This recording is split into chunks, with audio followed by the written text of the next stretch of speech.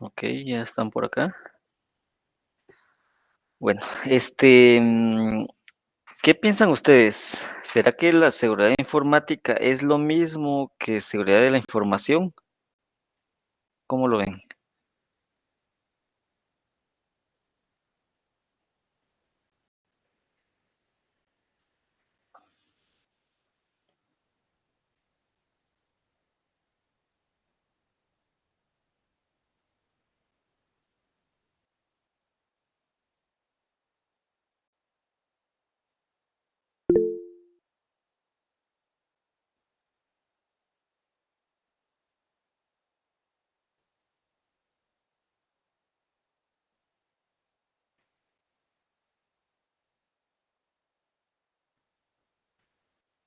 Ok, Gabriel, no sé si quieres agregar algo. Sí, igual, también considero que no. Justamente la seguridad informática puede encargarse de proteger los activos de la corporación, hardware, software, redes, mientras que la seguridad de la información, ya los mismos terceros o los que usan la información se encargan de cuidar esa información. No divulgar contraseñas, no compartir información sensible de la empresa, entre otros. Es muy específica, ¿verdad? La información, estamos hablando de parte de la pirámide, ¿verdad? De la información, que todo parte de los datos al mezclarlo con otros datos se convierte en información. Esa información al mezclarla con otra información de otra área, ya se convierte en este conocimiento, ¿verdad? Y al final todo eso es una ventaja competitiva, si lo queremos ver desde un punto de vista administrativo o empresarial.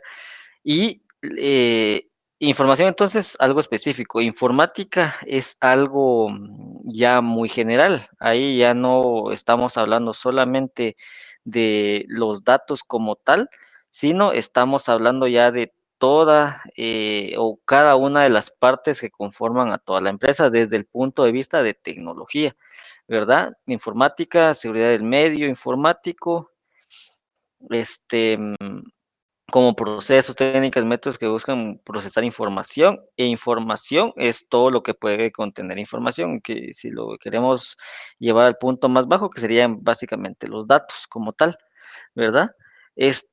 ¿Cuál es el objetivo principal entonces de la seguridad informática? Como lo vimos anteriormente, es minimizar riesgos, ¿verdad?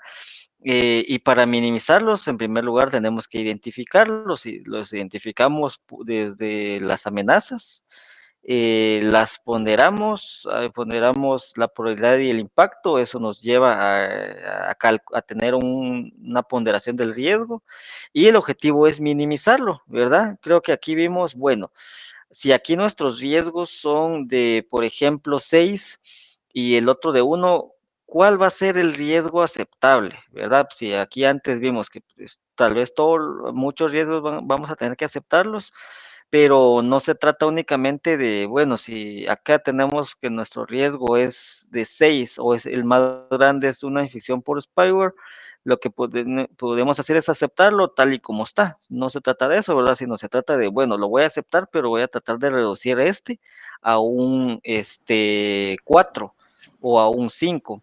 ¿De qué forma? Viendo alguna contramedida. Por ejemplo, bueno, acá tenemos diferentes ejemplos, ¿verdad? Cómo podemos minimizar riesgos, pero por ejemplo, con esta de infección por spyware, colocar antivirus en cada una de las máquinas, bloquear algún tipo, todos los tipos que no sean .doc o .pdf, por ejemplo, en los correos para todos los usuarios, manejar algún tipo de proxy, ¿verdad? De esa forma podemos minimizarlos. Aquí tenemos unos tres tipos o tres grupos de los objetivos principales que intenta resguardar la seguridad informática, ¿verdad? El primero, como yo les mencionaba anteriormente, están las personas, ¿verdad? Son considerados como el eslabón más débil de la cadena, ya que a las personas es imposible controlar. Un usuario puede un día cometer un error y olvidar algo o tener un accidente y este suceso puede echar a perder el trabajo de mucho tiempo. Lo que comúnmente, hasta de broma, a veces hacemos, ¿verdad? De que borramos o esa frase que dice, ingeniero, le di drop database, ¿verdad? Entonces ahí se nos fue toda la base de datos o eliminé toda la tabla, ¿verdad? Entonces es un error que se puede dar. Entonces, ¿de qué forma podemos resguardar eso? Teniendo backups, teniendo respaldos, ¿verdad? Si estamos hablando específicamente de eso. En muchos casos el sistema y la información deben de protegerse del mismo usuario. De hecho, eso es lo que nosotros como, desde el punto de vista de seguridad, debemos de prestarle mayor atención, o bueno, tal vez no mayor atención, pero sí una especial atención, no solamente de los usuarios o agentes externos o las personas externas, sino los usuarios como tal, ¿verdad? Es decir, el personal interno. La información se considera como el oro de la seguridad informática, ya que es lo que se desea proteger y lo que tiene que estar a salvo. En otras palabras, se dice que ese es el principal activo, ¿verdad? Ya vimos de que pues hay varios tipos de activos, pero la información es el principal, como dice acá. La infraestructura también es otro objetivo que busca proteger la seguridad de la informática o la seguridad de tecnología de información. Puede ser uno de los medios más controlados, porque el equipo, pues comúnmente se puede controlar desde cierto punto o se puede, administrar bien, ¿verdad? Pero eso no implica que sea el que menos riesgos corre, sino tal vez es el que más riesgos corre, ¿verdad? O por el que más nos puede, por el cual se va a transmitir la vulnerabilidad o el riesgo que nosotros queremos protegernos, ¿verdad? Siempre dependerá de los procesos que se manejan. Se deben de considerar problemas complejos como los de un acceso no permitido, un robo de identidad, hasta los daños más comunes como el robo del equipo, una inundación es un riesgo que también se puede dar, un incendio o cualquier otro desastre natural, ¿verdad? Que puede tener material físico del sistema de la organización.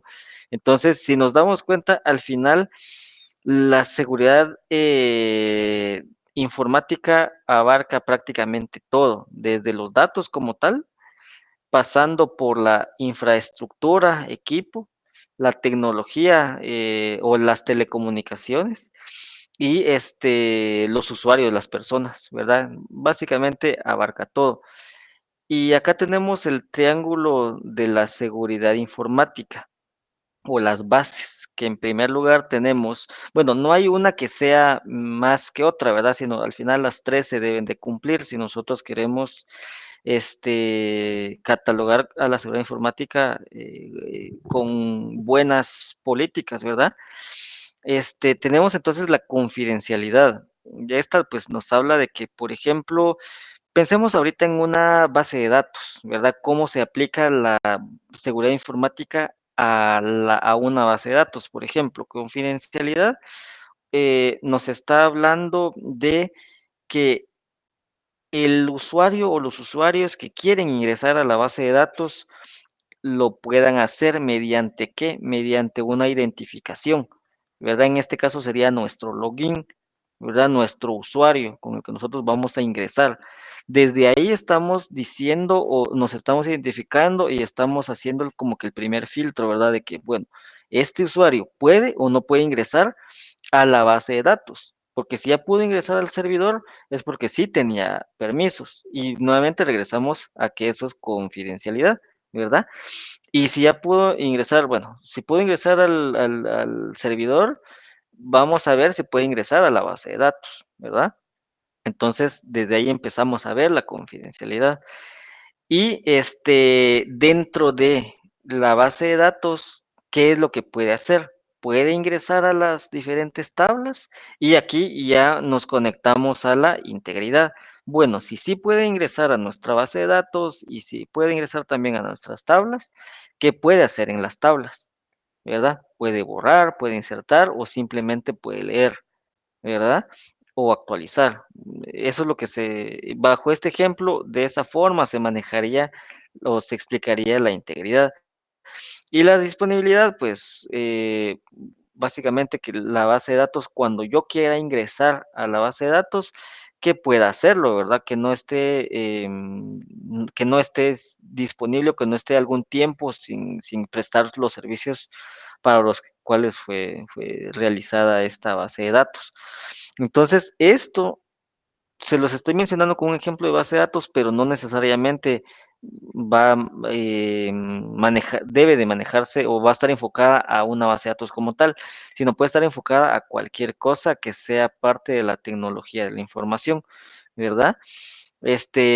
Hablemos, por ejemplo, de una red, de la red de la empresa, ¿verdad? Siempre debe estar disponible. Si van a ingresar, mediante qué van a ingresar, si algún tipo de autenticación, qué es lo que pueden hacer, va a estar cifrada la información o no va a estar cifrada, ¿verdad? Eso es lo que se puede manejar o de esa forma se ve la seguridad informática. Este, bueno, ya vimos entonces en sí, en general, qué es lo que es la seguridad informática, ¿verdad? Ya vimos de que debemos de partir de la identificación de riesgos, que para esa identificación de riesgos debemos de elaborar una matriz de riesgos. Con esa matriz de riesgos podemos nosotros llevar a elaborar un listado de contramedidas para tratar de reducir el riesgo. Y todo eso también se puede llevar a cabo mediante procesos de seguridad informática, ¿verdad? Entonces, uno de esos procesos es la ubicación del Departamento de Seguridad de Sistemas o de Informática, ¿verdad? Y acá esto lo inicio preguntándoles lo siguiente, ¿en dónde ubicarían ustedes? Vamos a suponer que ustedes son los gerentes de una empresa, la empresa donde laboran, ¿verdad? ¿Dónde Gerentes generales, ¿dónde ubicarían ustedes el área o el departamento de seguridad de sistemas? Hablando específicamente de sistemas.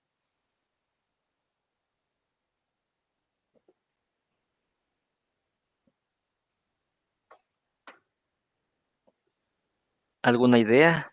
¿No? Ok.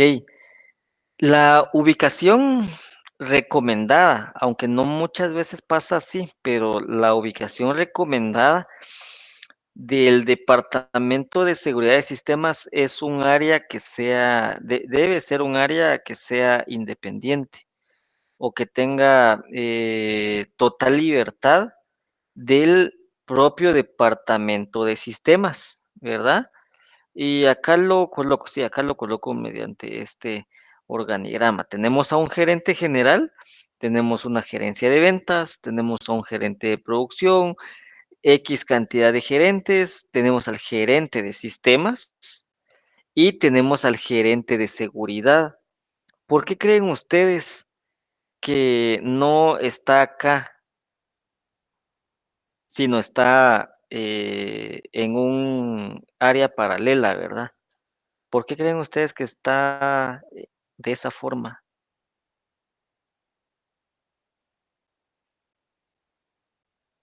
¿Se les ocurre algo?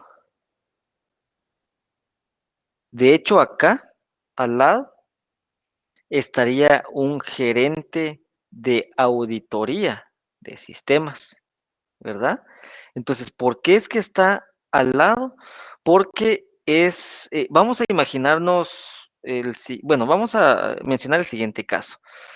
Yo como gerente de sistemas, pues estoy desarrollando una aplicación para mi empresa. Vamos a imaginarnos a Walmart, ¿verdad? Imaginémonos a Walmart.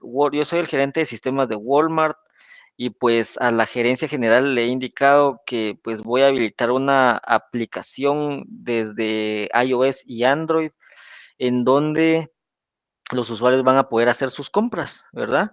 Desde la aplicación, no desde la página web, sino desde la aplicación. Y pues los tiempos ya fueron establecidos, es el proyecto con el cual pues yo voy a afianzarme, digamos, en el puesto y pues es muy importante para mí, ¿verdad? Pero mi aplicación a pesar de que ha pasado o tiene dentro de la metodología de desarrollo de sistemas, tiene diferentes etapas, no las está pasando, ¿verdad? No está pasando las pruebas de carga, prueba de carga de cada una, desde cada uno de los sistemas operativos. No las está pasando, no estoy cumpliendo con los requisitos mínimos para ya darle el check de válida a esta prueba, ¿verdad? Pero acá tengo al gerente, y no es gerente, sino en este caso vamos a suponer que es un encargado de la seguridad de sistemas, ¿verdad? Y él, una de sus funciones es indicar de que no se puede pasar un sistema, no se puede pasar a producción si no cumple con todas las etapas. Entonces, yo como gerente de sistemas puedo llegar a caer en el error de decirle a la persona que está bajo mi cargo que pues pase esa prueba y que pues con una versión 1.1 vamos a corregir estas vulnerabilidades que tiene mi aplicación, ¿verdad? Entonces, eso se puede dar con un organigrama de esta forma.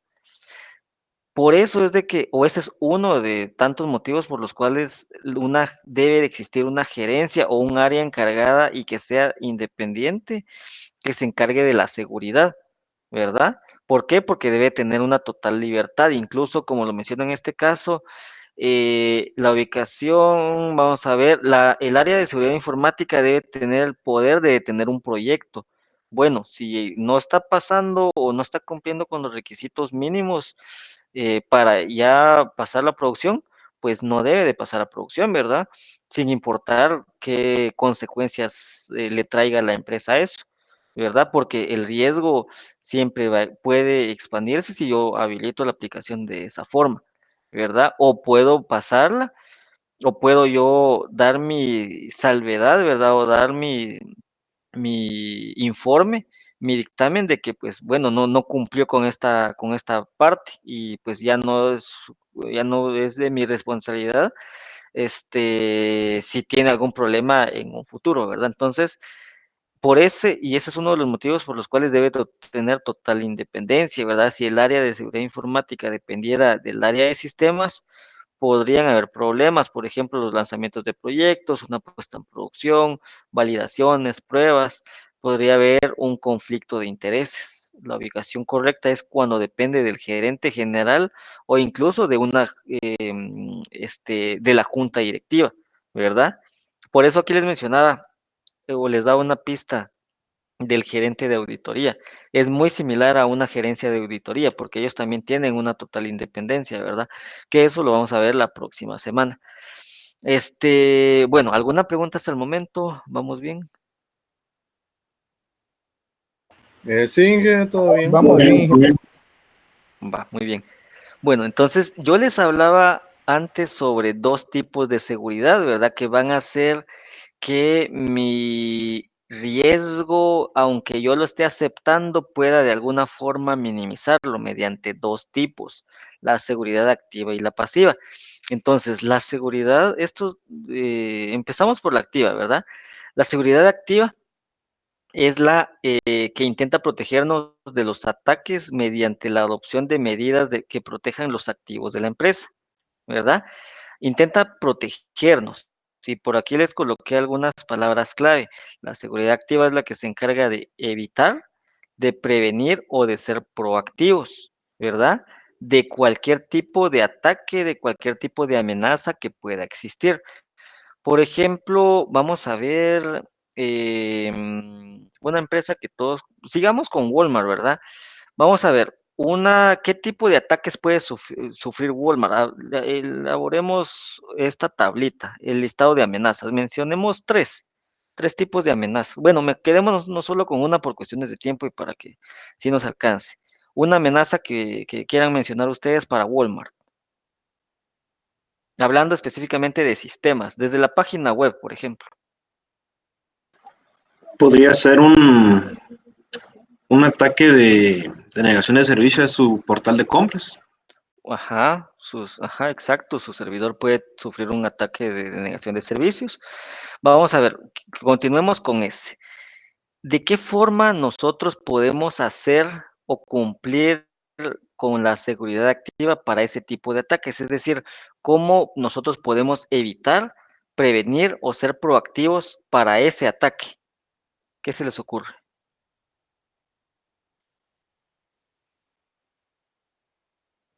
Podríamos adquirir un WAF, por ejemplo Cloudflare, para que todo el tráfico pase a través de ellos hasta llegar a nuestra página.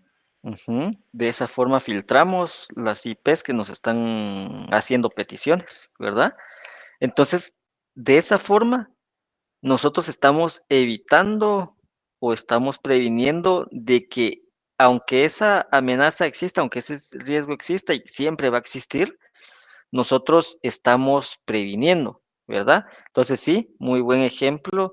Y de esa forma es como logramos una seguridad activa para esa amenaza, para ese riesgo, ¿verdad? Estamos siendo proactivos.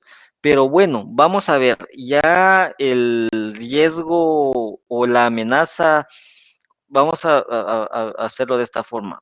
Aquí tenemos nuestro servidor, tenemos todas las peticiones y aquí tenemos una barrera que es nuestra seguridad activa, ¿verdad? Todas las peticiones, pero una petición, sí, vamos a mencionarlo de esa forma, logró entrar y pues sí están vulnerando y al final sí logran hacer una denegación de servicio. Entonces, la seguridad, entramos ahora a la seguridad pasiva, ¿verdad? La seguridad pasiva son todos los mecanismos que cuando sufrimos un ataque nos permiten recuperarnos razonablemente bien. Cuando ya sucedió, cuando ya vulneraron la amenaza o cuando ya se materializó la amenaza que calculamos antes.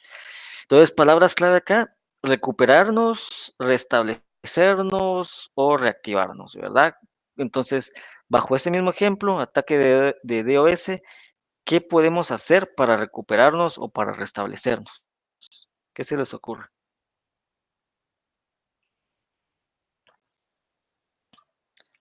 ¿Algún ejemplo o alguna idea?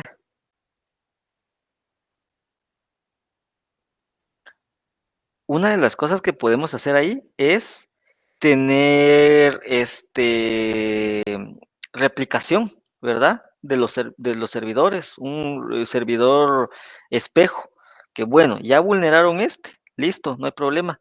Lo vamos a deshabilitar y ahora vamos a habilitar ¿verdad? Entonces, siempre las 24 horas va a estar disponible nuestro servidor. Obviamente, eso sería tal vez por eso lo estamos manejando mediante unas 2 etapas o 2 capas, ¿verdad? El manejo de la seguridad, porque no queremos llegar a eso, no queremos que nuestros servicios que no estén disponibles, ¿verdad? Por eso es muy importante, al final las dos son muy importantes, pero tal vez desde mi punto de vista la más importante es la activa, ¿verdad? Porque es todo lo que nosotros podemos hacer antes de que eso ocurra. Pero bueno, si ya pasó, ya se materializó, entonces, ¿qué podemos hacer, ¿verdad? Para recuperarnos, para restablecernos. Aquí les mencioné, bueno, les dejé otros, van a haber muchas, por cuestiones de tiempo, muchas diapositivas que me voy a ir saltando, no porque no sean importantes, sino porque tal vez las voy mencionando en la anterior y demás. Por ejemplo, seguridad activa, ¿verdad? Unos ejemplos de seguridad activa podría ser dentro de un sistema operativo, tener un antivirus, tener un monitoreo, aplicaciones web, tenerlos en la nube o desde el punto de vista de redes, tener VPNs o un firewall, un proxy, un servidor spam, ¿verdad? Son unos ejemplos de seguridad activa. Principales estrategias del cibercrimen. Bueno, primero, ¿qué es el cibercrimen? Es una actividad delictiva que afecta o abusa de una computadora, una red informática o un dispositivo de red. La mayor parte del cibercrimen, pero no todo, lo perpetran cibercriminales o hackers que desean ganar dinero. ¿Qué tipos hay? Un fraude por correo electrónico, de identidad, un robo de datos financieros, robo y venta de datos corporativos, ¿verdad? Por ejemplo, con esto del robo y venta, más que todo la venta de datos corporativos, yo creo que a todos o la mayoría de acá en algún momento nos han llamado para ofrecernos alguna tarjeta de crédito, ¿verdad? o nos han llamado para ofrecernos algún servicio y nosotros decimos, bueno, ¿de dónde obtuvieron mi número? ¿Cómo saben mi nombre? ¿Verdad? Incluso a veces dan datos así muy específicos que uno realmente se asusta de cómo lo obtuvieron, ¿verdad? Eso es porque pues de alguna forma están vendiendo nuestros datos.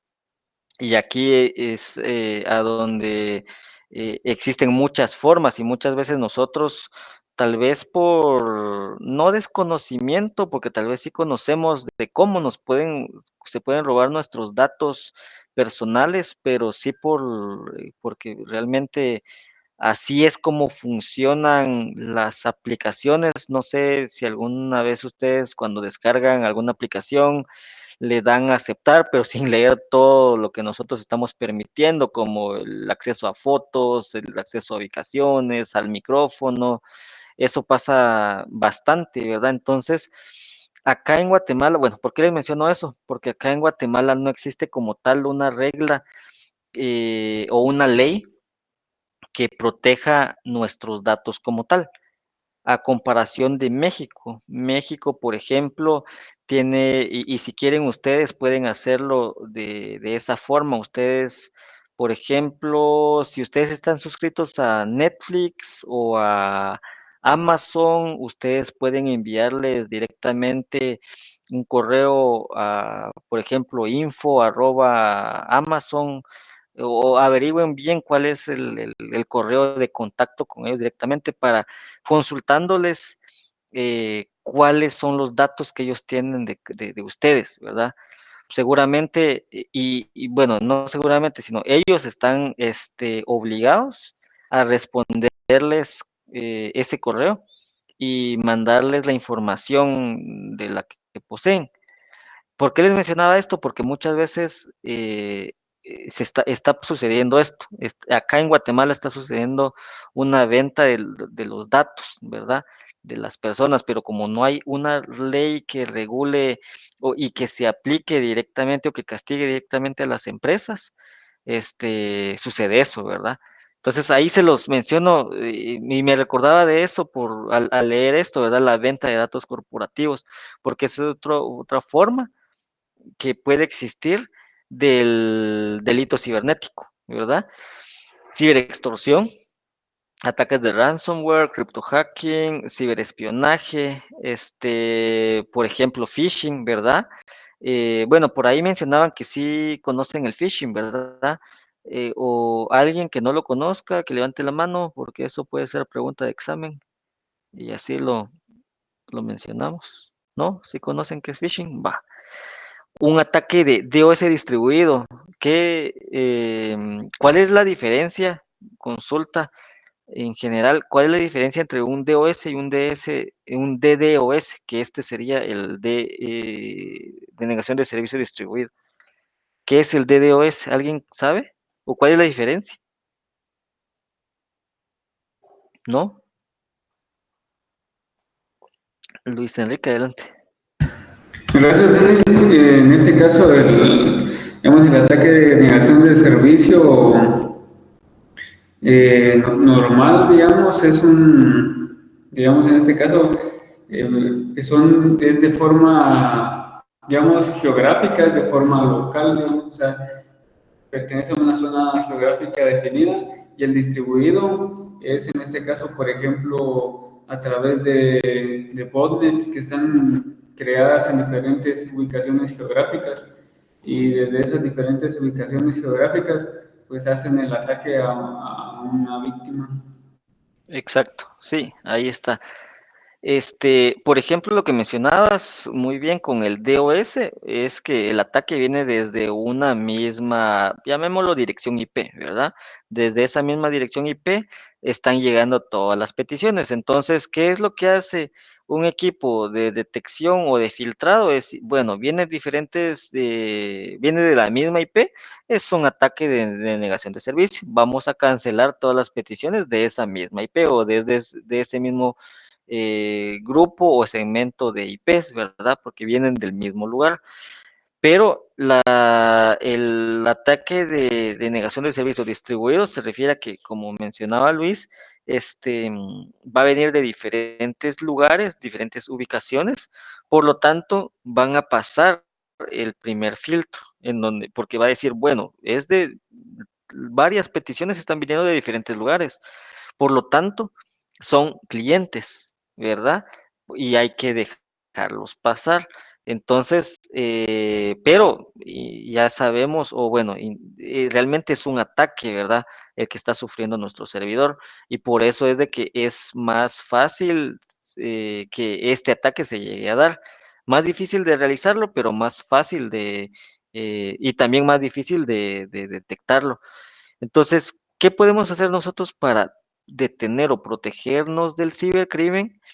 Aquí unas recomendaciones muy generales, como por ejemplo tener nuestros sistemas operativos actualizados. Si estamos hablando de que yo soy el coordinador, el gerente de infraestructura o de servidores, que todos nuestros equipos estén de esa forma, ¿verdad? Actualizados. Tener un antivirus en cada una de las computadoras, utilizar contraseñas seguras, por ejemplo, que tengan caracteres especiales, más de 7, 8 letras o caracteres, mayúsculas, minúsculas, números, etcétera. Pero acá con este punto, hay que tener mucho cuidado, porque este es un ejemplo de el tratar de hacer algo muy impenetrable, pero que al final por nosotros, por esa misma idea o por ese mismo, por buscar cubrir esta vulnerabilidad, podemos llegar a cometer un grave error, porque por ejemplo, ¿qué pasa si nosotros hacemos que el cambio de contraseña sea cada semana y que sea más de 12 caracteres y que tenga bastantes números y una combinación así bien rara? Lo que va a pasar es de que los usuarios, por lo difícil que va a ser y por lo frecuente, es que lo van a apuntar en algún papelito o en algún lugar, incluso hasta visible. Entonces, no se trata de hacer de colocar algo, políticas, porque esta sería un tipo de política o una norma muy compleja, porque al final lo que va a pasar es de que la vamos a hacer más fácil de detectar. En este caso, no para usuarios externos, sino para los usuarios internos, ¿verdad? Entonces, mucho cuidado con eso. Nunca abrir archivos adjuntos o links, ¿verdad? Y tener cuidado con las URLs web que visitamos. Con esto de los sitios web, vamos a ver, aquí hay otra presentación que me parece muy importante mencionárselas. Yo, como les digo, esto se los voy a compartir. Los certificados y encriptación, pero mejor vamos a abrir la presentación.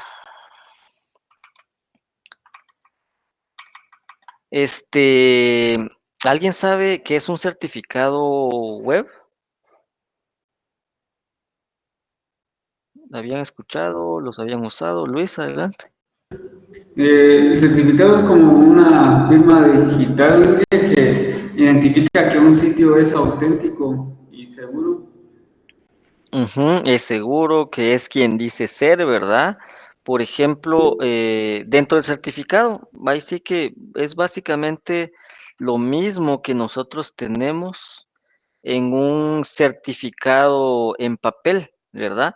El certificado, ¿qué es lo que va a hacer? Pues va a decir de que va a constar de que tal empresa validó que la empresa cliente es quien dice ser, que es válida, que tiene tal patente de comercio, que tiene tal hosting, que lo está pagando, y de último tiene una firma digital, ¿verdad? Que garantiza también que el certificado es válido.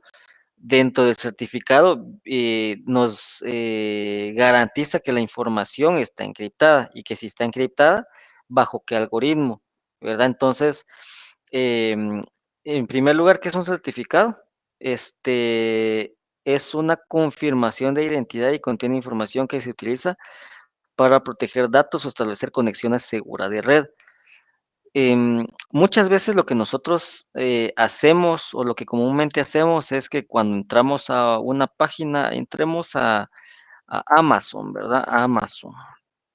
Ahorita les comparto esto. Bueno, estamos aquí en Amazon, entramos acá y vemos que tiene un protocolo HTTPS, ¿verdad? Entonces, pues nos hace estar seguros, ¿verdad?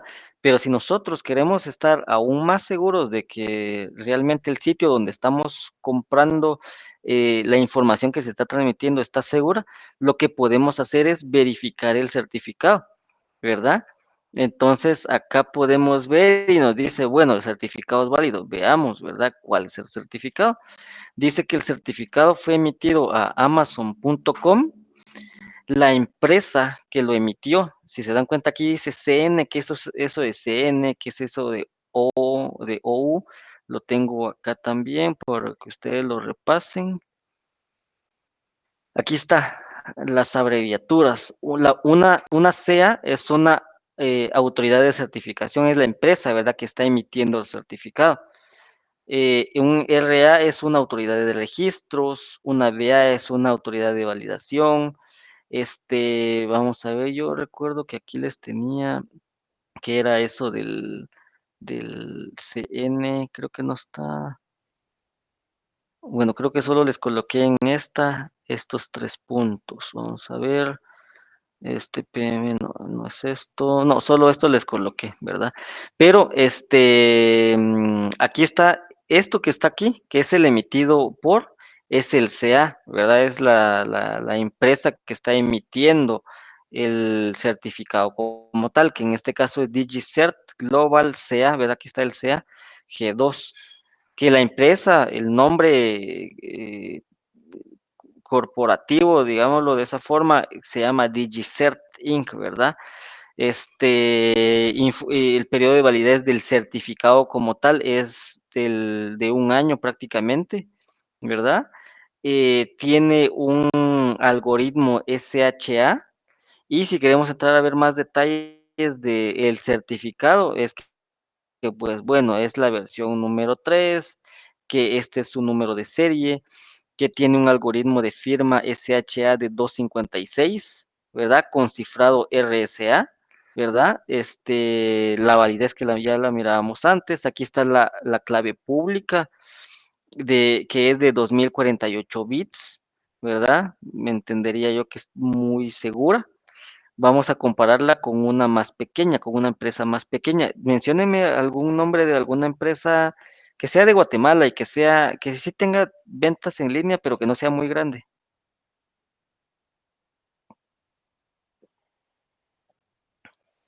Alguna que se les ocurra.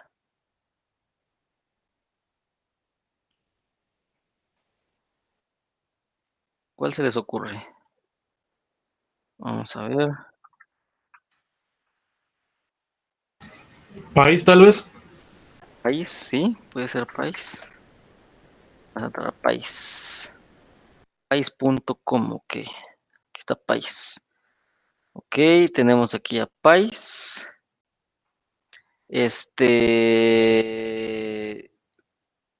Bueno, el certificado se le dio al dominio país.com.gt. El periodo de validez es de básicamente prácticamente 1 año, ¿verdad? Veamos aquí, ajá, que hay información sobre la ubicación, ¿verdad? De la empresa emisora.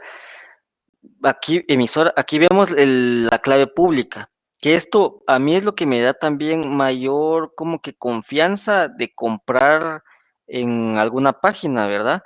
Bueno, prácticamente todos van a tener un algoritmo de cifrado, pero en este caso son 2048 bits, ¿verdad? Que se están usando para encriptar la información. ¿Y qué es todo eso de la encriptación de la información? Eso lo tengo por acá, vamos a ver. Vamos a ver, aquí les hablo sobre el certificado digital. Bueno, se los voy a compartir para que ustedes ahí lo estén repasando. Aquí hablamos sobre la firma digital. Y acá está el funcionamiento de las claves. Ahí miramos una clave pública, ¿verdad? Y aquí dice, bueno, hay dos tipos de criptografías, criptografía asimétrica y simétrica. Si empecemos por esta asimétrica, en la asimétrica, nosotros constamos de una clave pública y una clave privada. De hecho, en las dos tenemos las claves públicas, ¿verdad? Y cuando nosotros estamos realizando generando, no sé, algún formulario, alguna solicitud, alguna petición hacia el servidor, ahí es en donde empiezan a utilizarse los algoritmos de cifrado, ¿verdad? Utilizando la clave pública y la clave privada. Bueno, la privada va a depender de qué tipo de algoritmo es el que se está utilizando, pero lo que se hace es agarrar el documento o la información que es tal y cual nosotros la ingresamos. Por ejemplo, ingresamos nuestra el número de la tarjeta de crédito, ¿verdad? Nuestra fecha de vencimiento, nuestros datos personales, le damos confirmar compra. Entonces, es ahí la información se empieza a encriptar, ¿verdad? Utilizando algún tipo de algoritmo. Si nos dimos cuenta acá, vamos a regresar, nos decía que estaba utilizando un algoritmo, vamos a ver, RSA, ¿verdad? Eso también lo tengo acá. Vamos a ver, se los coloqué por acá arriba. Vamos a ver, algoritmo de encriptación, ajá, un RSA, ¿verdad?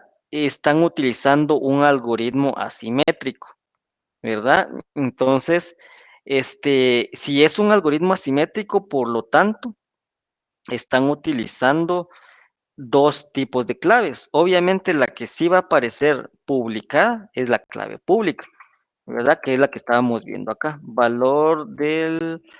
Aquí está la clave pública. Esta es la clave pública y mediante esto se va a encriptar toda la información que se está transmitiendo, que nosotros como clientes, como usuarios, estamos transmitiendo, ¿verdad? Entonces, de esa forma bueno, realmente hay bastante detalle ahí dentro, pero de forma general así es como funcionan los algoritmos asimétricos. Tenemos los algoritmos simétricos. ¿Cuál es la diferencia?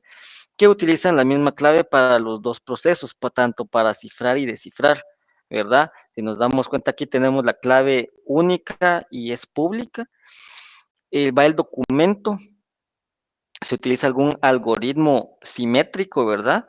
Que aquí encontramos otros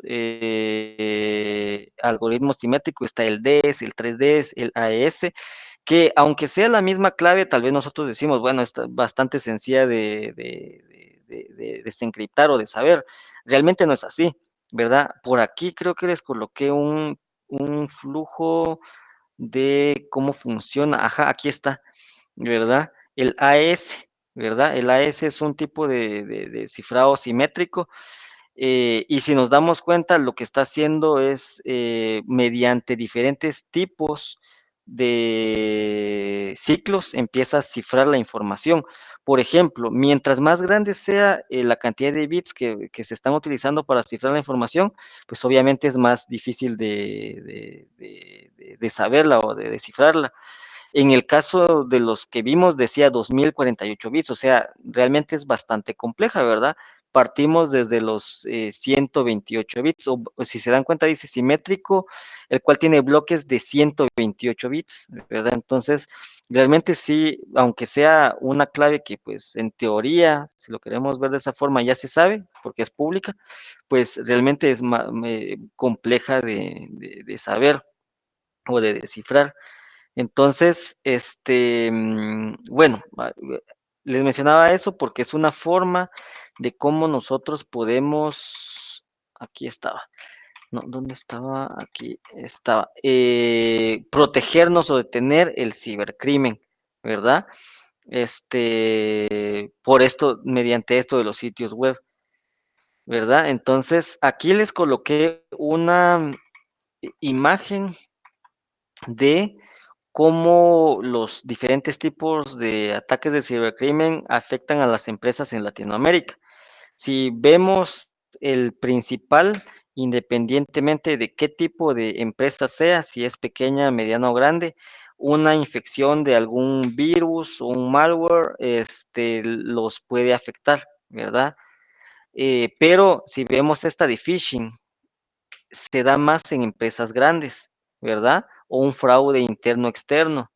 Se da más en empresas grandes. Entonces, por ahí, para que ustedes lo tomen en cuenta. Bueno, entramos ahora a las metodologías. Bueno, con esto de metodologías no lo vamos a ver en esta sesión, obviamente no va a entrar en el examen de la siguiente semana, porque nos habla sobre las formas en que nosotros podemos hacer que todo lo que hemos visto hasta el momento se pueda aplicar mediante una metodología. Pero aquí es en donde ya lo mezclamos con auditoría de sistemas.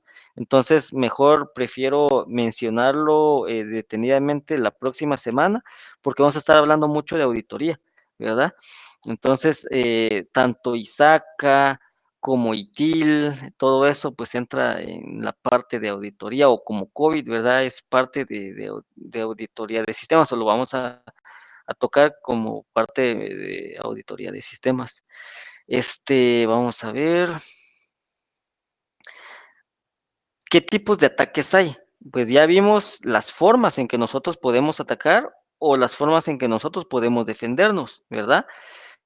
Pero independientemente de los tipos o las formas de ataques, todos esos los podemos meter o clasificar de la siguiente forma, como ataques de interrupción, en donde el ataque consigue provocar un corte en la prestación de un servicio, como por ejemplo, ¿qué? Una denegación de servicio. Sería un ataque de interrupción, ¿verdad? Y esa es otra cosa también, ¿verdad? Yo aquí les mencioné diferentes tipos de ataques. Esa podría ser otra pregunta, ¿verdad? Clasificar un listado de ataques mediante los tipos, dentro de qué tipos estarían cada uno de los ataques. Esa es un buen ejercicio que ustedes pueden practicar durante la semana, ¿verdad? Interceptación, el atacante ha logrado acceder a nuestras comunicaciones y ha copiado la información que estábamos transmitiendo. Aquí estaríamos hablando de un sniffer, ¿verdad? Algún agente que esté escuchando lo que se está transmitiendo. Se da mucho en las redes públicas, donde la información no está cifrada, y desde ahí podemos capturar los datos y a través de eso pues ya hacer o lograr lo que queremos hacer, ¿verdad? De forma malintencionada. Que ahorita vamos a hablar sobre eso, ¿verdad? ¿Por qué les hablo yo sobre cómo podemos hacer eso? Podemos hacerlo o mediante un tipo de hacking ético, ¿verdad? Que ahorita vamos a ver los tipos de sombreros que hay para los diferentes tipos de ataques que se pueden hacer. Modificación, ha conseguido acceder, pero en lugar de copiar la información, la está modificando. Por ejemplo, cambiar las cifras de una transacción bancaria, ¿verdad? La fabricación, el atacante se hace pasar por el destino de la transmisión, por lo que puede tranquilamente conocer el objeto de nuestra comunicación y obtener información valiosa. Por ejemplo, ingeniería social. ¿Alguien sabe qué es la ingeniería social? Bueno, ya me mencionaron que el phishing sí lo pueden, bueno, conocen todo sobre el phishing, pero ¿qué diferencia hay entre ingeniería social y el phishing? ¿O será que es lo mismo? ¿Qué piensan ustedes? Cristian, adelante. No son lo mismo, porque el phishing es la suplantación de identidad, ¿verdad? Puede ser de algún banco, de alguna empresa, etcétera. Y la parte de ingeniería social es estudiar el comportamiento de un determinado usuario. Básicamente, al ser un poquito analíticos y ver comportamientos, ya podemos predecir, por ejemplo, comportamientos, y lo mismo pasa con las contraseñas, ¿verdad? Regularmente, la mayoría de usuarios suelen colocar fechas de nacimiento, el nombre de la mamá, del papá, su segundo nombre, información que va de cajón. Entonces, pues la ingeniería social es eso, ¿verdad? Como indagar más en la vida de la persona y empezar a armar posibles contraseñas, ¿verdad? O accesos para poder, ahí sí que generarle algún tipo de ataque o robarle información o no sé, al final pueden hacer mucho, ¿verdad? A partir de la información personal. Ujú, exacto, exacto. Gabriel, no sé si quieres agregar algo. Pues ya dijo el compañero anterior, estoy bastante de acuerdo. Eh, para concluir, se puede decir que el ingeniero social, luego de estudiar ya psicológicamente o el comportamiento de las posibles víctimas, ya puede efectuar luego ataques de phishing o ya cualquier otro tipo de ataque de suplantación de un engaño, ¿verdad? Por correo electrónico, redes sociales, entre otros. Pero Ujú, muy de acuerdo con lo que mencionó el compañero. muy bien, gracias. Sí, realmente no son lo mismo, pero sí pueden, llevarse a cabo. Una puede amarrarse o puede utilizarse para llevar a cabo la otra, ¿verdad? Pero no son específicamente lo mismo. Por ejemplo, aquí yo les mencionaba algo sobre el mes de cumpleaños o el color favorito. Son preguntas, no sé si ustedes se recuerdan antes o no sé si ustedes lo utilizaron en algún momento, pero antes, por ejemplo, para recuperar la contraseña de un correo, lo que preguntaba era, bueno, habían una lista de preguntas en general, como por ejemplo el color favorito, o por ejemplo la ciudad donde había uno nacido, o la escuela donde había estudiado, ¿verdad? Son cosas que nosotros, si conocemos a la persona o a una persona, pues fácilmente podemos llegar a suplantar la identidad, ¿verdad? Mediante una llamada ingeniería social, ¿verdad? Ahora, bueno, bueno, aquí estamos hablando sobre cómo podemos, y lo coloco acá, cómo podemos, con el objetivo de hacer un hacking ético, ¿verdad? Eh, y el objetivo principal de ver cuáles son las vulnerabilidades de nuestro sistema, ¿verdad? O cómo nos pueden atacar. Entonces es muy importante saber cómo hacerlo para también cómo poder tomar nuestras precauciones, ¿verdad? Entonces, bajo este ejemplo de la ingeniería social o del phishing, ¿verdad? ¿Qué creen ustedes que podría ser una contramedida? ¿Cómo podemos nosotros reducir eso para nuestros usuarios? A mí se me ocurre una que es muy utilizada actualmente, pero quiero escucharlos también. Tal vez lo común que están haciendo la mayoría de empresas son la activación. En este caso sería el ingreso a los sistemas a través de un doble factor, Un doble factor. ¿verdad? Exacto. Entonces creo que esto ha funcionado bastante bien, incluso a nivel personal. Por ejemplo, mi mamá pues le ocurre que olvida muy frecuentemente las contraseñas. Entonces, para ella es una pesadilla, pero para nosotros, ¿verdad? Que manejamos un poquito más el tema de la tecnología, la verdad que es una genialidad. Es una genialidad el hecho de salvaguardar la información, ¿verdad? De correo electrónico, de diferentes cuentas. Entonces, esta sería una de las alternativas. Sí, exacto. Un buen ejemplo ese. Y el utilizar un doble o incluso un tercer factor de autenticación, pues ayuda a que pues eso no llegue a pasar, ¿verdad? Tienen que pasar varias capas y que el usuario o el dueño, no sé, mediante un SMS debe de ingresar el código o mediante otro correo o mediante el sistema operativo de su teléfono, por ejemplo, o con a mí también, yo también uso, ya muchas aplicaciones están utilizando el Authenticator, ¿verdad? Mediante creo que esa es de Microsoft. Entonces, también, ¿verdad? Eso es una de tantas formas que hay. Gabriel, adelante. Sí, igualmente activar el doble factor de autenticación para todo. También para capacitar un poquito al personal o concientizarlos. Muchas empresas lo que hacen es que envían correos de phishing de pruebas, que sí son un caso de phishing, pero es interno, entonces no vamos a robar la información ni nada. Y justamente el Ujú, correo indica, pues, caíste, esto es una prueba para mejorar tus métodos de seguridad. ujú, Aparte de todo lo exacto. que se puede hacer desde el nivel de IT, como la doble autenticación o o que el acceso no sea por contraseña en realidad, sino por autenticación biométrica, un token o lo que sea. También Ujú. meterle eso al usuario, ¿verdad? Que siempre esté atento y que trate de identificar cuáles pueden ser un correo falso o un ataque de ingeniería social. Exacto, exacto. Ahí con esto que mencionas, algo que pues, no sé si ustedes alguna vez han utilizado alguna criptomoneda, pero con las criptomonedas cuando uno quiere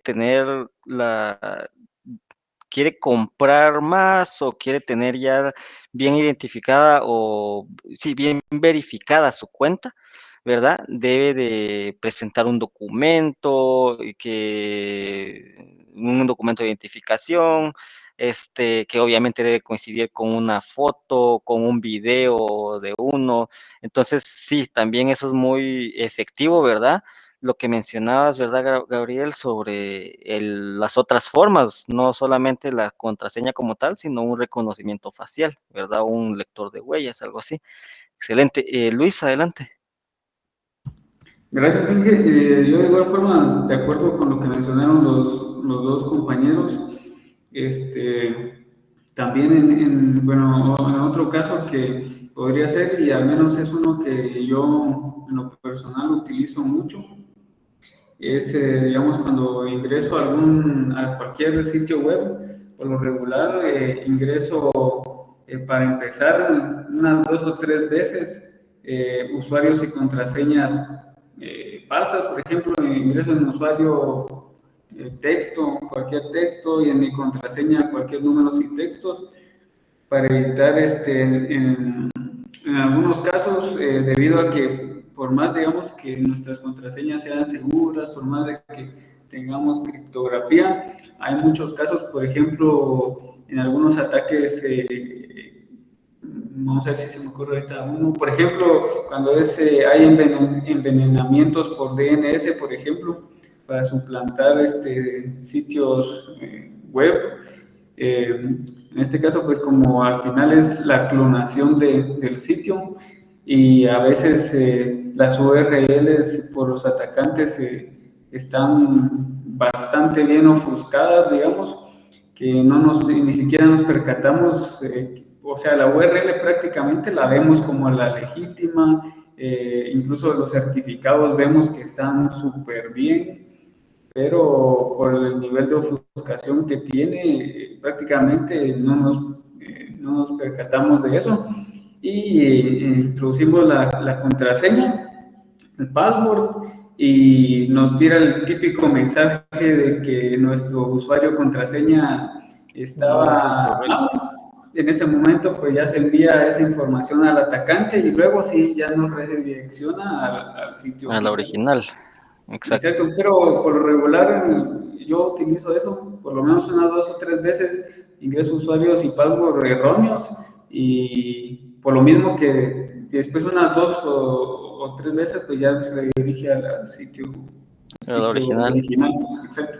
Exacto, sí, gracias. Esa no se me había ocurrido, no la había escuchado antes, pero es muy, muy interesante, ¿verdad? Porque de esa forma, normalmente una vez cuando uno ya ingresa y obviamente como mencionas, tira el mensaje de error en el login, ¿verdad? Y a partir de esa, pues ya podemos estar 100% seguros. Entonces sí, muy, muy interesante esa forma, ¿verdad? De asegurarnos. Bueno, ingeniería social, phishing, Keylogger, pues como dice acá, es una forma de atacar en donde instalamos el dispositivo, si lo queremos llamar de esa forma, en la máquina donde vamos a atacar. ¿Y qué es lo que va a estar haciendo? Guardando cada una de las teclas que está presionando el usuario, ¿verdad? Entonces, a través de eso, pues ya podemos saber todo lo que el usuario está realizando. Y Fuerza Bruta, una aplicación malware, puede ir generando todas las combinaciones posibles y probarlas una a una. Tarde o temprano acertará, incluso puede ahorrar tiempo si utiliza un diccionario de palabras comunes o un diccionario de datos, ¿verdad? Ese puede ser otro tipo de ataque. Un spoofing, alteramos algún elemento de la máquina para hacernos pasar por otra máquina ¿verdad? Como el DNS o la IP, o un sniffing, que es el que está escuchando, dice el atacante consigue conectarse en el mismo tramo de la red, de esta manera tiene acceso directo a todas las conversaciones, está escuchando un sniffer, el DOS y el DDoS distribuido, que es el distribuido. Entonces, ¿quiénes atacan? Si quisiéramos nosotros clasificar, y por eso les mencionaba yo o les colocaba cómo podemos o cómo nos pueden atacar, es porque va a depender mucho de cuál es nuestro papel en el momento que nosotros estamos o haciendo pruebas o atacando si fuéramos personas malas, ¿verdad? Este, y hay diferentes clasificaciones. Tenemos al más común o que en las películas se escucha, ¿verdad? Tanto que es el hacker, ¿verdad? Que pues también tenemos un cracker o un script kiddie, que son aprendices de hacker o cracker, o programadores de malware, o sniffers, que sniffer más que todo es un protocolo que es el que estábamos viendo antes, o una clasificación de ciberterrorista, que es un cracker con intereses políticos y económicos a gran escala. Al final, todo, yo lo resumiría en que todos somos o podemos tener podemos ser un tipo de hacker, ¿verdad? Y a través de ese, mediante, bueno, lo que yo esperaría es de que fuéramos unos white hat, ¿verdad? O de sombrero blanco. ¿Por qué? Porque son los hackers éticos y nos ponemos, como dice ahí, el sombrero blanco o ese papel de ser la persona que va a estar probando las aplicaciones, los sistemas operativos, las redes, con el objetivo de encontrar vulnerabilidades, ¿verdad? Y al encontrar esas vulnerabilidades, bueno, ya podemos ver alguna forma de cómo cubrirlas, ¿verdad? Para que eso, si en algún momento si alguien como un black hat, que ya son los delincuentes, lo quiere hacer, pues ya se le va a hacer más difícil o esperaría yo que sea imposible que lo haga, ¿verdad? Entonces, pues aquí yo les colocaba una pregunta, ¿cuál es la diferencia entre hacker y cracker? Vamos a ver, ¿se les ocurre algo? Creo que ya lo mencioné. Bueno, adelante, Luis. Sí, en este caso, pues el hacker es una persona que se apasiona por obtener conocimiento no solo del área de informática, sino que puede ser de cualquier distinta área, digamos, de conocimiento, pero aplicándolo al área de informática, pues es alguien apasionado sobre los temas de la informática, de computación. Y en este caso el cracker, a diferencia del hacker, también es apasionado sobre temas de información, pero que utiliza esas habilidades que tiene, ese conocimiento, para, en este caso, pues hacer cosas delictivas. Exacto.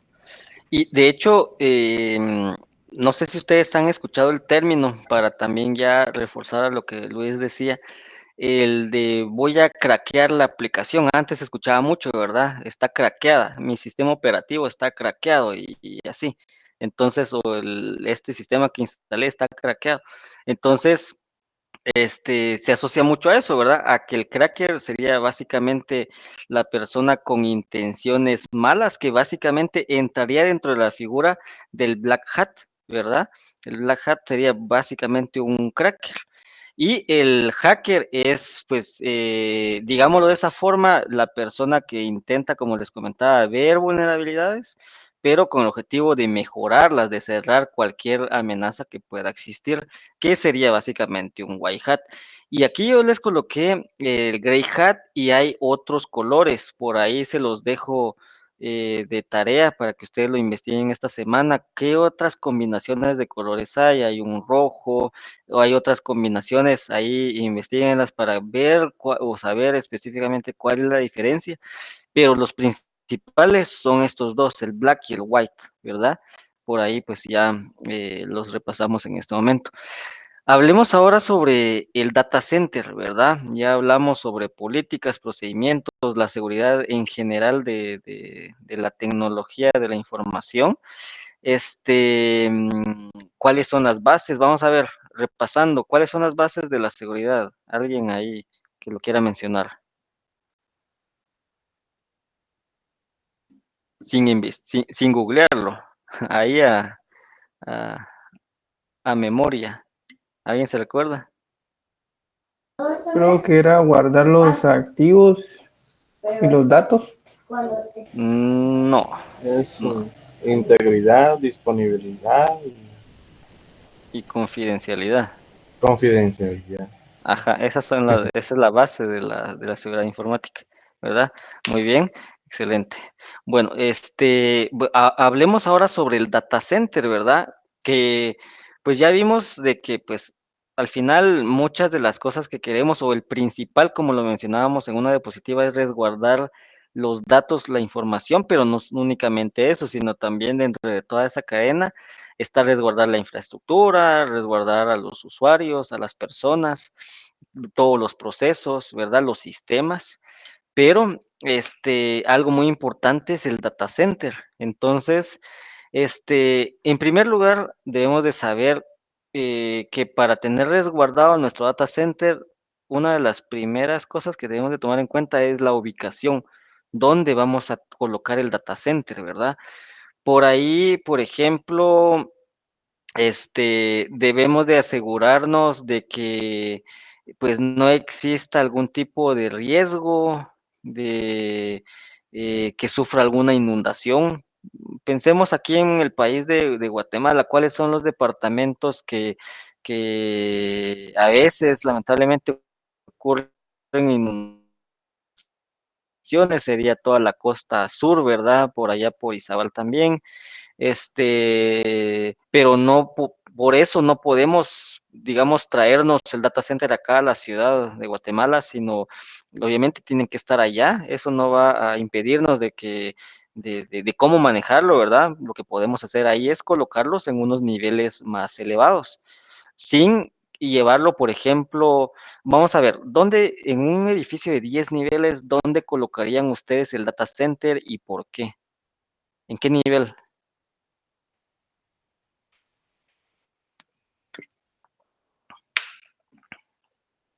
¿Dónde se les lo colocarían o se irían ahí a la suerte que caiga donde caiga, donde, donde esté desocupado, ahí hasta el fondo? ¿En dónde lo colocarían ustedes? ¿Qué se les ocurre? Vamos a ver En otro país, ingeniero. en otro país. Ok, Ah, no, ese es, bueno, podría ser sótano o en un lugar elevado, dependiendo, porque el sótano, pues, para un terremoto se resguardaría. ok, Pero inundación sería en un lugar más elevado. ok. Bueno, la recomendación sería un nivel intermedio, ¿verdad? ¿Por qué nivel intermedio? No es porque, ahí sí que no es porque va a estar cubriéndonos o de alguna inundación o algún otro tipo de ataque que pueda existir en los niveles superiores, sino aquí tal vez uno de los objetivos principales sería el cableado estructurado, ¿verdad? Obviamente vamos a tenerlo en un nivel intermedio y resguardado bajo diferentes, por ejemplo, controles de acceso. No sé, puede ser algún policía que esté por ahí vigilando, o cámaras, o algún tipo de puerta que esté blindada, cualquier tipo de seguridad. Pero, ¿por qué nivel intermedio? Por temas de cableado estructurado, ¿verdad? No sé cuántos metros pueden existir entre nivel 5, 4, 6 hasta el 10 o hasta el 1, pero debemos de recordar las normas de cableado estructurado, ¿verdad? Entonces, ese sería uno de los motivos del por qué en una ubicación así. Este, mm, También debemos de tomar en cuenta que lo debemos de ubicar en un lugar que nos sirva para ahorrar costos, pero obviamente no por ahorrar costos mandarlo a un lugar así todo descuidado, donde ni siquiera exista aire acondicionado, ¿verdad? Sino simplemente dejarlo ahí en la esquinita, ¿verdad? En la bodeguita de al fondo, no llegar hasta ese extremo, en donde exista una optimización de la comunicación entre servidores, o por ejemplo, tal vez aquí tenemos otro data center, imaginemos un edificio de 20 niveles que sea de una empresa, ¿verdad? Todos los 20 niveles de la empresa, tener diferentes cuartos de servidores. Lo ideal sería tenerlo solo en un mismo nivel, pero pueden existir diferentes data centers. Este, también importante tener un plan de recuperación ante desastres. Eso lo vamos a ver la próxima semana. Vamos a entrar a detalles sobre los DRPs, por ejemplo. Vamos a verlo la próxima semana. Hablando de, bueno, la informática es vital para las empresas. Si los servidores se paran, prácticamente la empresa se para, se detiene. Entonces, a nivel de protección, elegiremos un edificio en una zona con baja probabilidad de accidentes naturales, como terremotos, ciclones, inundaciones. Aunque eso es muy difícil. Por ahí alguien mencionaba, bueno, en otro país, eso también sería muy bueno, ¿verdad? Pero debemos de tomar en cuenta los costos que eso nos puede traer. Obviamente hay que sacar ventajas versus desventajas, ¿verdad? Pero si nosotros queremos tener el control de la empresa, tal vez es información muy sensible la que queremos almacenar en esos servidores y se nos es complicado, aunque nos ofrezcan un acuerdo de confidencialidad en el lugar donde vamos a rentar nuestra nube. Entonces, ya se empieza a poner más complicado. Entonces, eh, independientemente, si creo que tanto los terremotos, acá en Guatemala tal vez no hay muchos, bueno, hay temporadas de huracanes, ¿verdad? Que afortunadamente no son muchas, pero inundaciones sí. Les mencionaba esa del ingenio, porque normalmente en esas zonas que les mencionaba hay inundaciones. Entonces, ¿qué podemos hacer nosotros si es algo que no podemos evitar? Ahí sí que regresemos a las diapositivas primeras, que es aceptar el riesgo, pero no por aceptarlo es que miremos ahí en el momento que suceda el riesgo, vemos qué hacemos, sino desde el punto de vista del data center debemos de saber en dónde lo vamos a colocar, ¿verdad? Y además de dónde lo vamos a colocar, si vamos o no a tener réplicas en otras ubicaciones, ya sea en este país o en otros países, ¿verdad? También evitaremos la proximidad de ríos, playas, presas, aeropuertos, autopistas, bases militares, centrales nucleares, ¿verdad? Evitaremos ubicaciones donde los edificios vecinos al nuestro pertenezcan a empresas dedicadas a actividades potencialmente peligrosas, como gases inflamables, explosivos, o por ejemplo, imaginemos zona 10 de acá de la ciudad, o zona 9. Tal vez es un área muy comercial, ¿verdad? Es un área muy industrial, pero también es un área que tiene bastantes bares, por ejemplo, o entonces si nosotros, por ejemplo, tenemos nuestro edificio que es de vidrio y ocurre algún tipo de incidente y lo tenemos hasta en el primer nivel y ocurre un incidente, empiezan o alguna manifestación, ¿verdad? Que se pone muy violenta, llegan a romper los vidrios del primer nivel, llegan a ingresar. Entonces es una amenaza que puede existir. Por lo mismo, no es recomendable colocarlo en los primeros niveles. Hay una diapositiva y por ahí si la voy a tratar de ubicarla donde dice colocarlo en el primero o último nivel, pero por lo que les estoy comentando ahorita, pues no es de esa forma, ¿verdad? Preferentemente, aquí está, seleccionaremos las primeras plantas del edificio, ¿verdad? Entonces, la ubicación sería una intermedia, por los motivos que ya les comentaba. Se recomienda que el edificio tenga 2 accesos y por calles diferentes.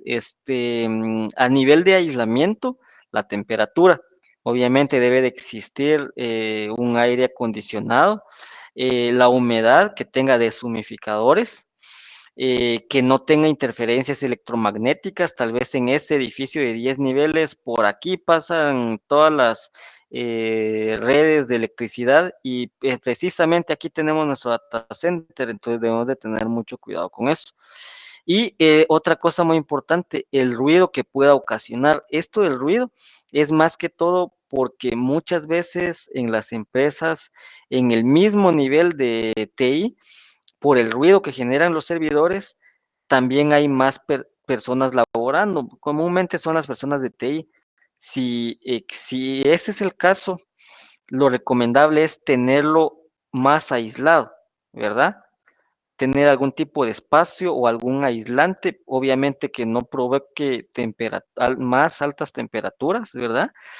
Pero que sí no produzca ruido, eso más que todo, obviamente es hacia las personas, ¿verdad? Que están cercanas al data center. Entonces son cosas que debemos de tomar en cuenta. Ventilación, obviamente tener ventilación, ¿verdad? Para todos los servidores, tener redundancia en electricidad. ¿A qué nos referimos con eso? Bueno, algún tipo de planta, ¿verdad?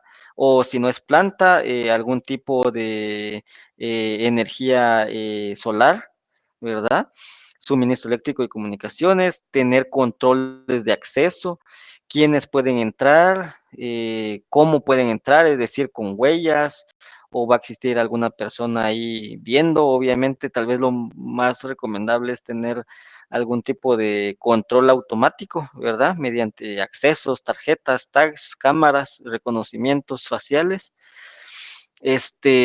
Bueno, entonces, llegando ya a ya estamos casi finalizando. Llegamos al punto de que, bueno, ya vimos todo lo que nosotros debemos, es según la teoría, las diferentes recomendaciones que nosotros debemos de tomar en cuenta en un data center o en general en la empresa, ¿verdad? Todo eso al final necesita un presupuesto, necesita de recursos financieros para que todo eso se aplique. Todo lo que vimos ahorita necesita de eso. Por ahí alguien mencionaba algún tipo de educación a los usuarios, ¿verdad? Que es también muy importante.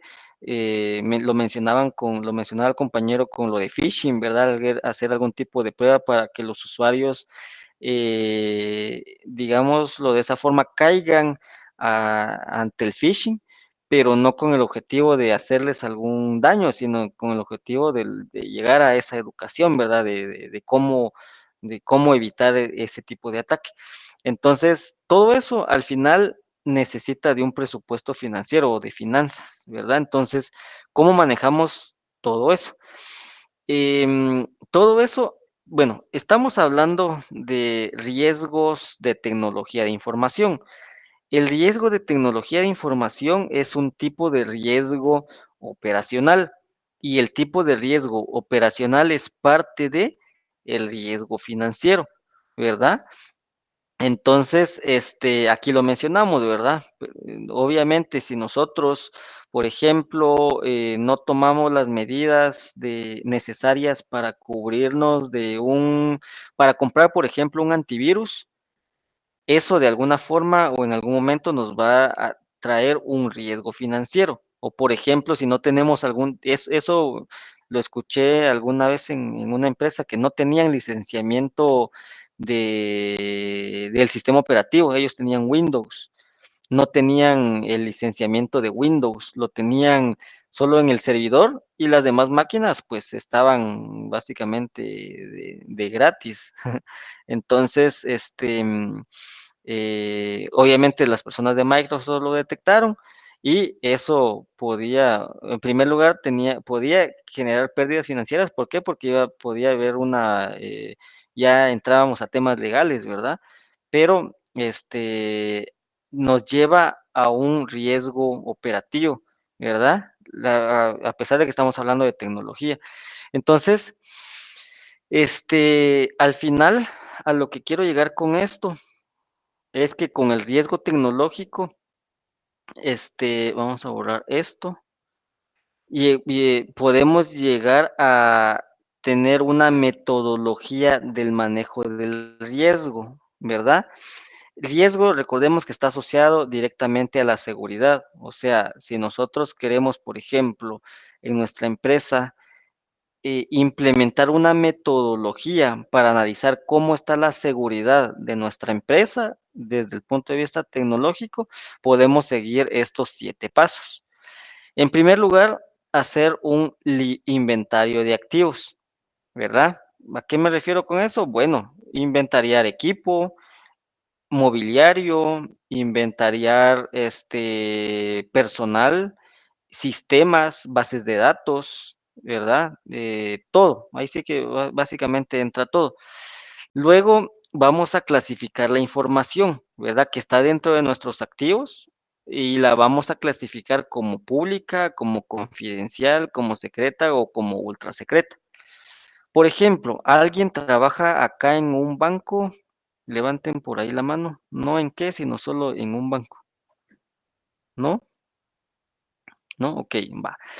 ¿Qué, ¿Cómo ven ustedes o qué piensan ustedes de los estados financieros o de los balances generales de los bancos? ¿Cómo lo clasificarían ustedes? ¿Como públicos, confidenciales, secretos o como ultra secretos?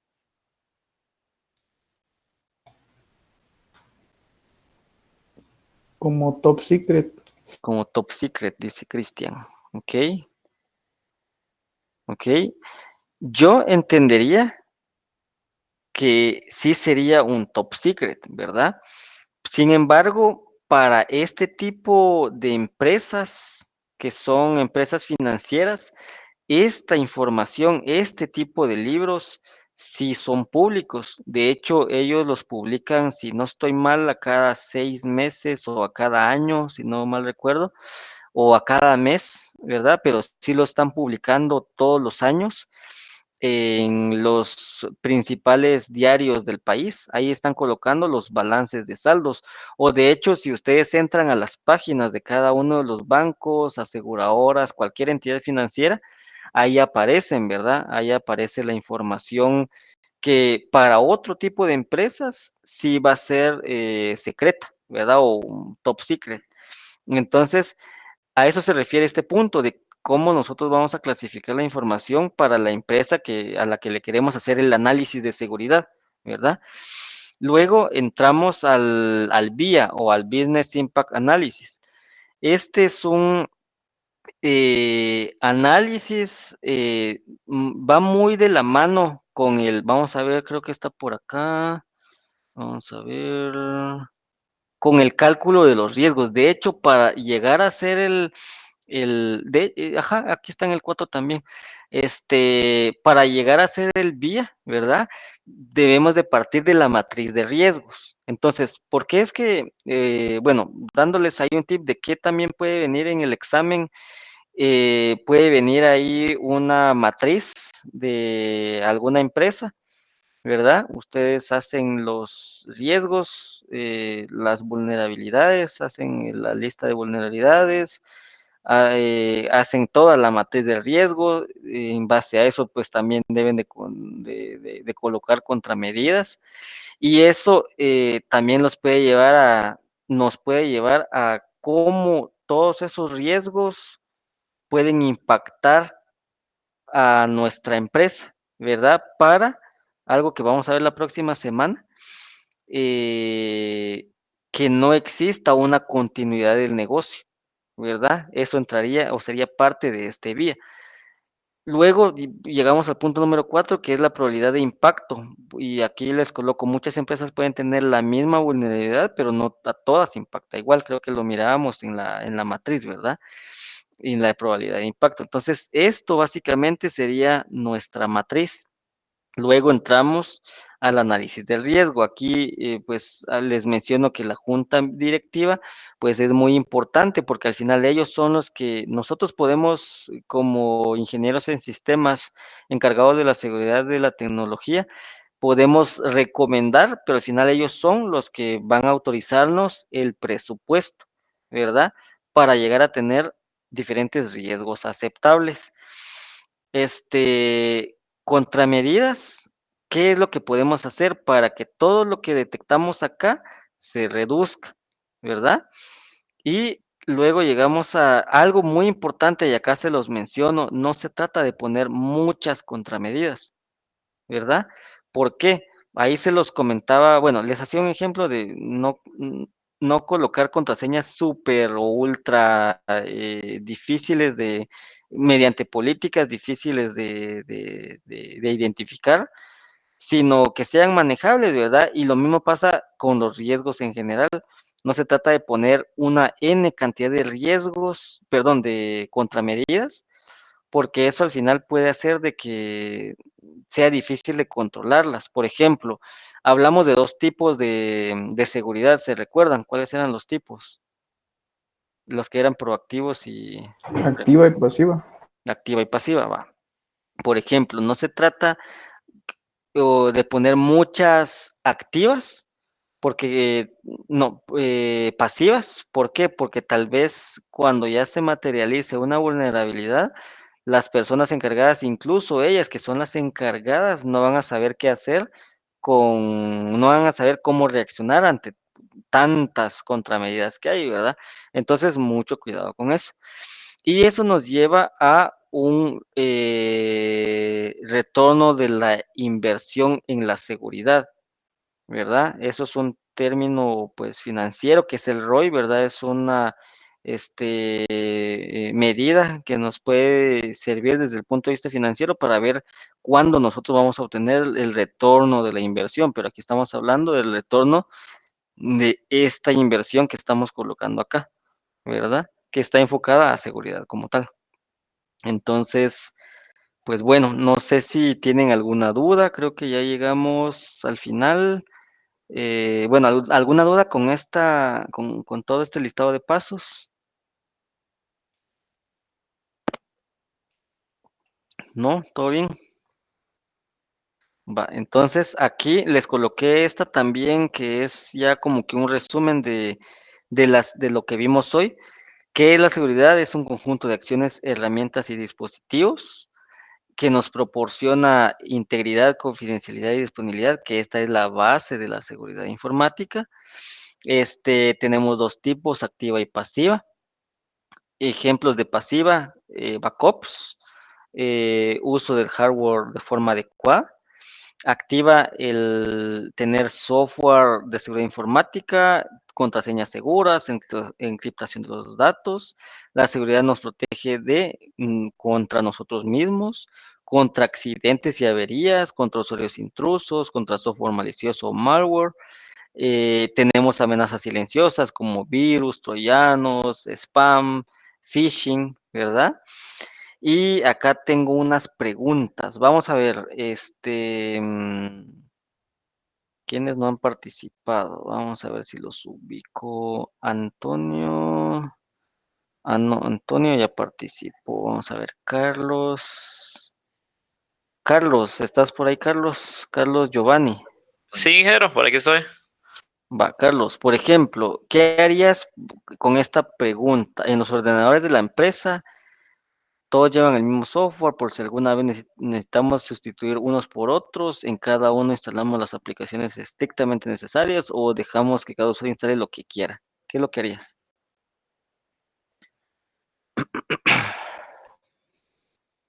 Opción A, ingeniero.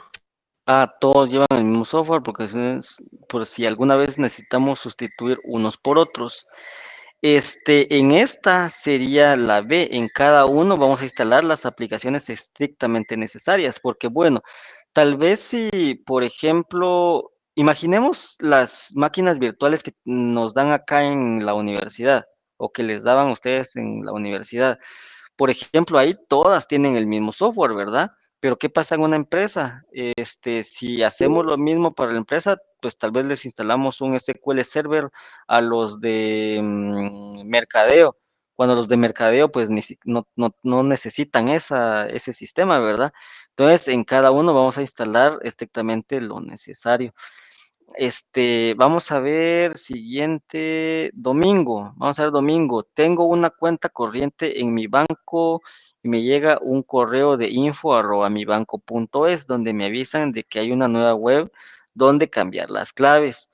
Ah, imposible, los bancos nunca utilizan el correo electrónico para ese tipo de notificaciones. B, agradezco el aviso y pincho para probarlo. O C, pincho en el enlace y envío este correo a todos mis contactos. ¿Qué harías domingo? Sería la opción A y reportarlo. Exacto.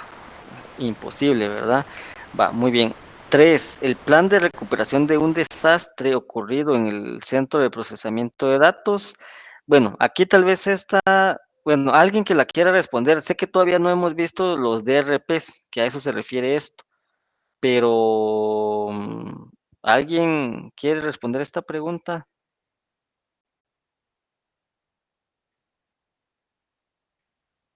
¿Qué harían ustedes? ¿No? Bueno, si Y que quieren, considero tal vez que la opción C es la más factible, vamos a ver. No porque es tal vez instalarlo durante la instalación es un poco arriesgado, entonces mejor realizarlo a partir de cada cambio importante en los servidores. Ok, muy bien, vamos a ver, vamos a leerlo nuevamente. ¿No es necesario elaborarlo? Pues esa obviamente no, ¿verdad? Sí es necesario el DRP. Lo redactamos durante la instalación porque tenemos más reciente la motivación, esa tampoco. O sea, sí, hay que prepararlo desde antes, ¿verdad? Y lo revisamos en cada equipo, en cada cambio importante o recibidos por la máquina, sí, sería la C, ¿verdad? Como les digo, la próxima semana vamos a ver esto, que es un DRP, ¿verdad? O el plan de recuperación ante desastres.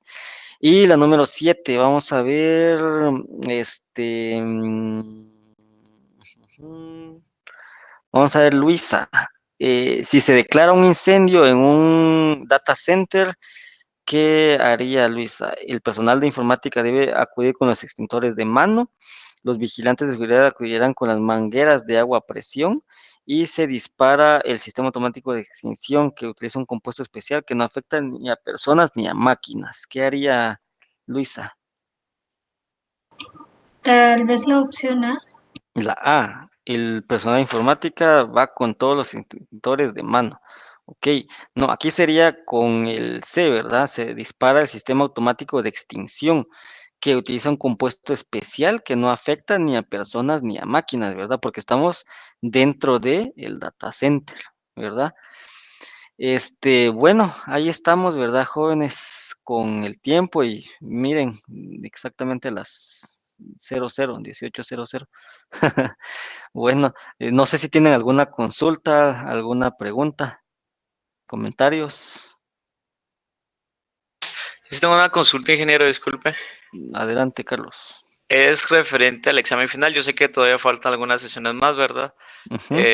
Pero la consulta en sí es si nos va a compartir algún material de estudio de todos los contenidos de las 7 sesiones para el examen final o será con las diapositivas. Las diapositivas les voy a compartir. De aquí viene el examen, ¿verdad? Todo lo que yo les voy a consultar va a venir de aquí. Obviamente, por ejemplo, si yo aquí les estoy hablando bueno, esta que tengo acá en pantalla, si les estoy hablando de algo de criptografía simétrica y yo acá les menciono solamente sobre 3 tipos de criptografía simétricas o sobre 3 asimétricas, y no les estoy colocando el detalle del contenido, ¿verdad? Eso sí tendrían que investigarlo para ver cómo es que funcionan. Por ejemplo, aquí una pregunta podría ser, ¿cuál de los 3 es el más robusto? ¿Verdad? Al final los 3 van a ser criptografías, pero ¿cuál de los 3 algoritmos son los más complejos de realizar y de desencriptar también, ¿verdad? Entonces, eso te respondería, ¿verdad, Carlos? Al final sí les comparto el material, de ahí viene el examen, pero no se queden únicamente con eso, ¿verdad? Sé que es bastante porque, y el examen final lo van a sentir también muy pesado, se los digo por experiencia, las preguntas, porque es mucho el contenido. Yo sé que es bastante el contenido que hay que evaluar, pero estamos ya en lo último, entonces por ahí los motivo a que no se queden únicamente con eso y que lo repasen durante la semana, ¿verdad? Cada uno de los temas.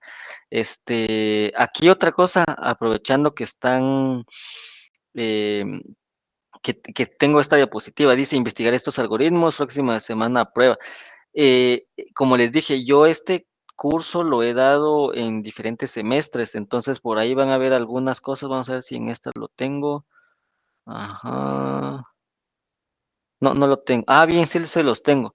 No hay que entregarlo, pero les servirá como preparación para la prueba. ¿verdad? Entonces, no, aunque les diga investiguenlo, no es una tarea como tal, sino es una investigación ya más personal, ¿verdad? Entonces, no sé si tienen alguna pregunta, comentario adicional. No. Bueno, entonces lo dejamos hasta ahí, ¿verdad?